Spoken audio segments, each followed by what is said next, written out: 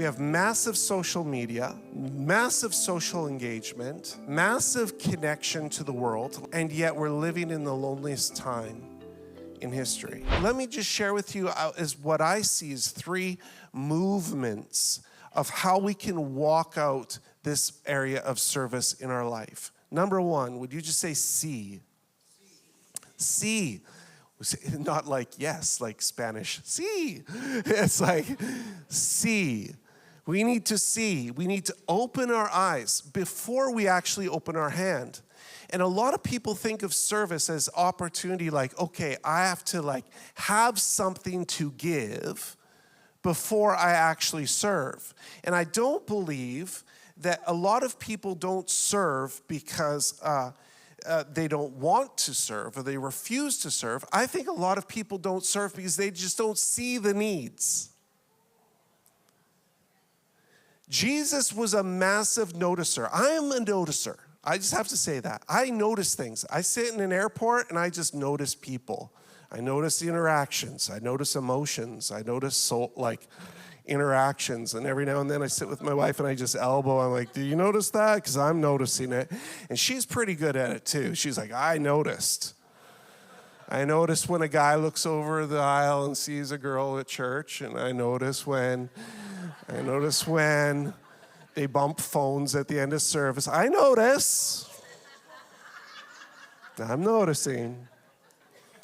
If Jesus was here today, he would be noticing too. So let's just do that. But Jesus noticed the woman at the well. When others went for lunch, he noticed the woman at the well. He noticed her need. He noticed little Zacchaeus. Remember who? He was so short he had to climb a tree to actually see Jesus coming. Jesus walks under. Zacchaeus, I notice you. I see you. Other people don't see you. I see you. I see the trouble you're in. I see the situation you're in. I see you. He noticed the woman who was dealing with the issue of blood, sickness for years and years and years and years, going to every doctor, spending all of her money to deal with this health issue that she was dealing with. And Jesus, where the whole culture was saying she's dirty and she's defiled and get her away from us, Jesus saw her and healed her. Jesus saw us.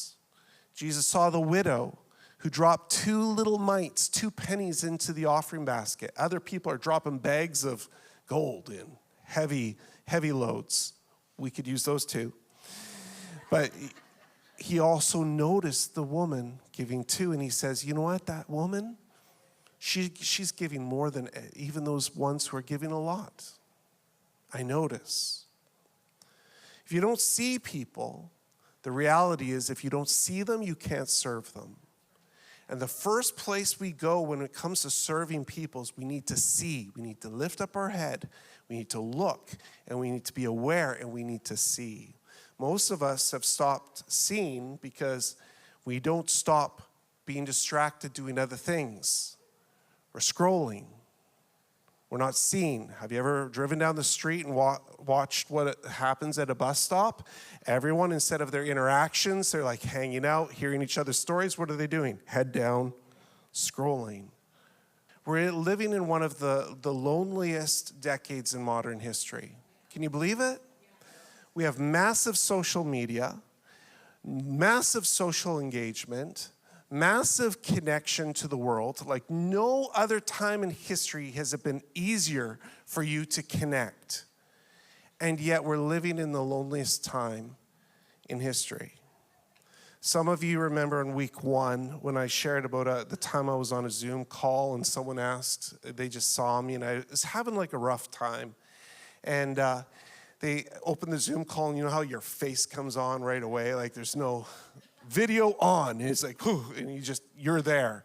And right away she just said, are you going through something? And I'm like, man, I'm like showing it. It's like, it bleeds out of me. You're going through stuff.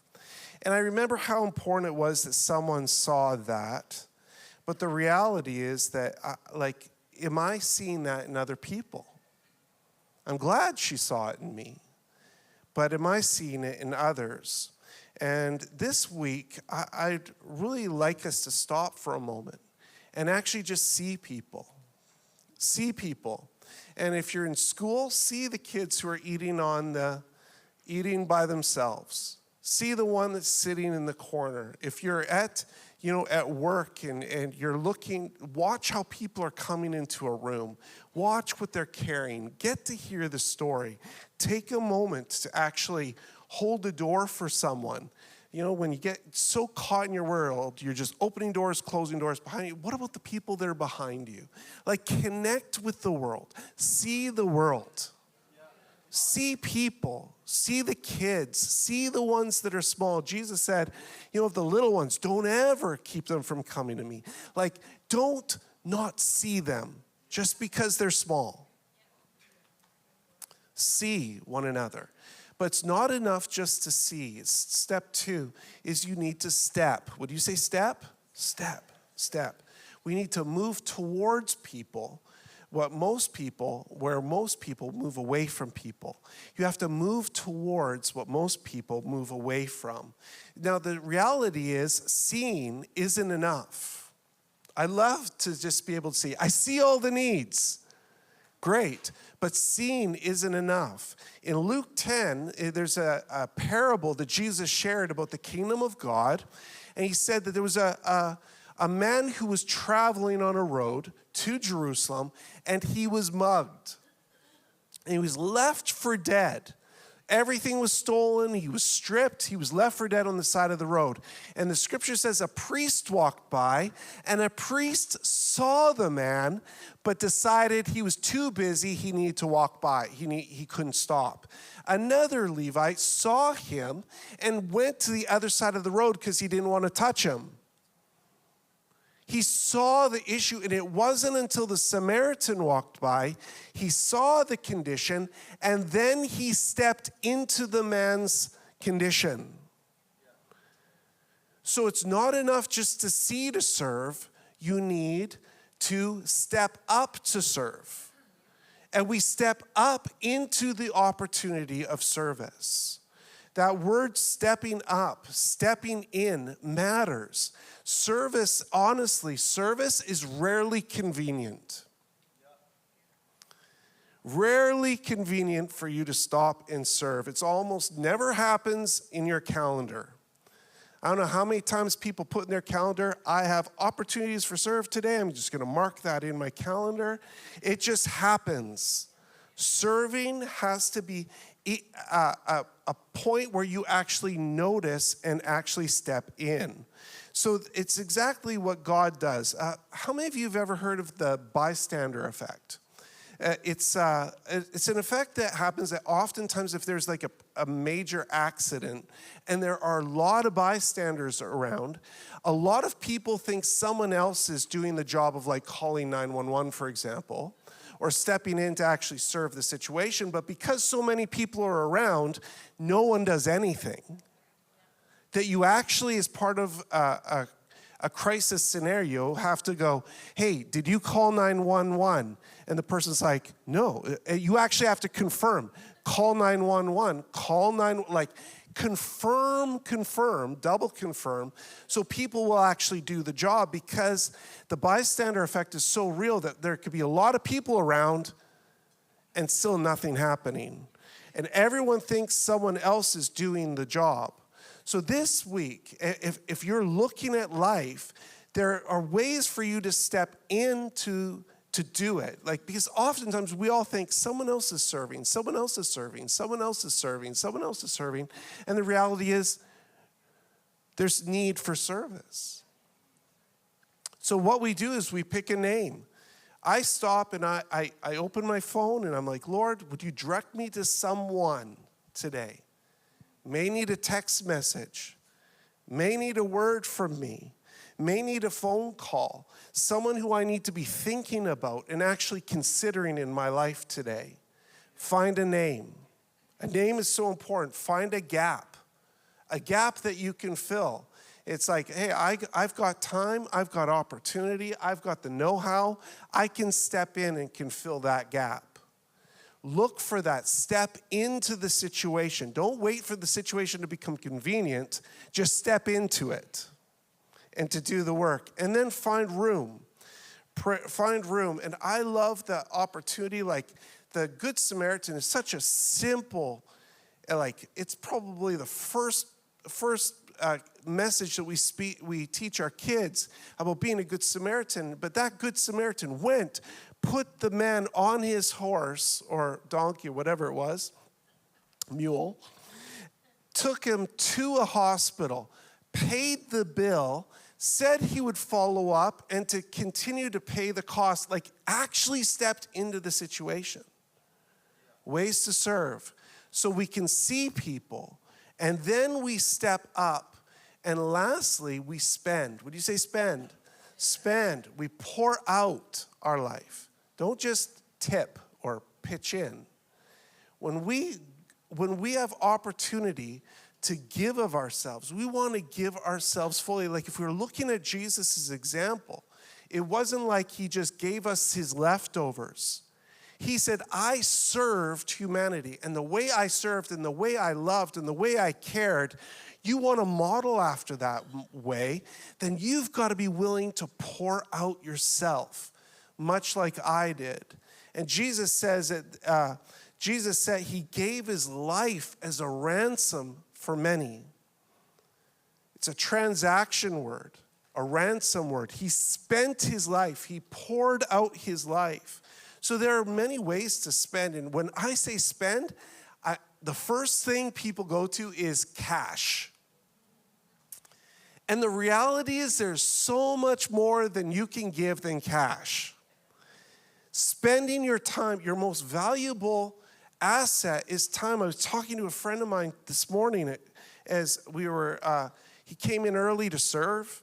And I said, hey, I met one of your friends this week. And he's like, yeah. And I said, you're meeting with him? He goes, yeah, he's an elderly businessman. Like, he's sold businesses and has done a lot of professional work. And my friend's a business owner or operator. And he said, yeah, I meet with him every week. And we've been meeting for years, and he's pouring out into me and giving me critical resource and wisdom to be able to pour into my team. And he's pouring out to be able to pour out himself. Continue to spend your time giving of yourself. Spend your attention. In this generation, when men oftentimes come home and they just hop on their phone or open up a show or watch some sports because it's readily available right now, kids today want your attention. They just want your time and your, like, my daughter used to grab my cheeks and like, look, talk to me with your eyes. Like, she'd pull my eyes so my eyes are this far, like, attention. Attention. Spend it. Serve with your attention. And you know how it is as a dad and a mom? You know, you're just kind of like sitting there just like, please. I've been with people all day and I've heard words and I've used everything. Dad, you're like, I've used all, and you've got 2 daughters and wow. And they just want your attention. Look what I did in my room. Look what I made. Look what I'm doing. Hear my story. Allow me, feel my emotions. And I'm like, yes, you have my attention. It's like giving of yourself, important. Spend your gifts. Gifts aren't just to be admired, they're to be deployed and used. Not just put on a shelf. Use your gifts. Some of you have great gifts. Some of you can pray and pray and pray and pray and pray. You just love to pray. You're praying all the time. I guess it's biblical, but you just like, you do it. But there's like a gift to those people who are intercessors who just pray. People say, I'm praying for you. I'm like, wow. Like, I pray, and I love to pray, but there's something in me that's like gets agitated. Like, I feel like it's God saying, get to work. And I'm like, okay, but I, like, use that to pray. Use your resource. Use your gift. Use your story to share.